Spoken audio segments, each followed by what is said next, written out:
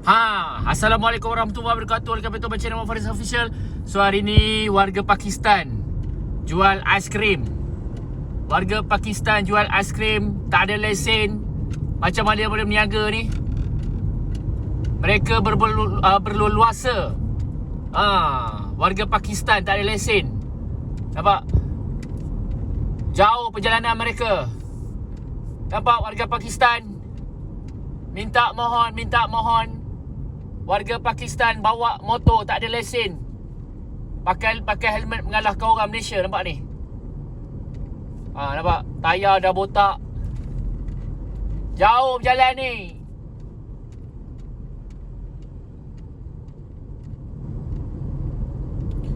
Dah ngiling kepala dah.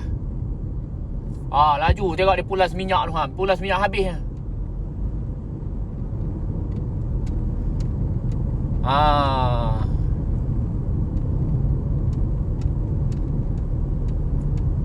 Ni warga asing bawa motor ni, macam mana mereka boleh melepas bawa motor, kenderaan motosikal nombor pelit pendaftaran di Malaysia bukan milik mereka, menyewa motor, membeli motor, membuka bisnes.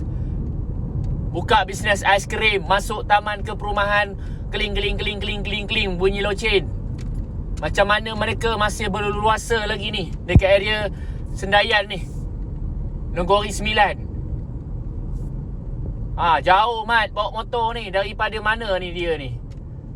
Daripada mana ni?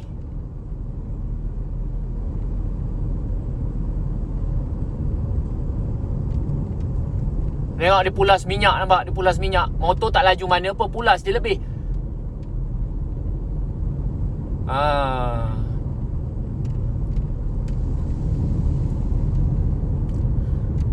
Warga asing bawa motor nombor pelit BKX 6523.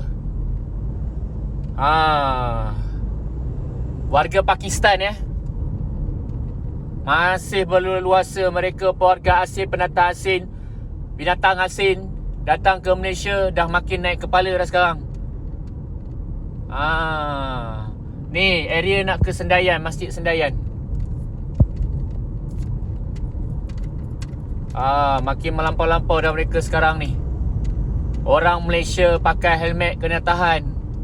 Warga asing senang lenang masuk Malaysia. Tak ada tindakan yang tegas kepada warga asing. Macam mana mereka boleh bawa motor pagi kerja lain, petang kerja lain. Korang kena fikir tau, bila mereka masih lagi bebas macam ni, orang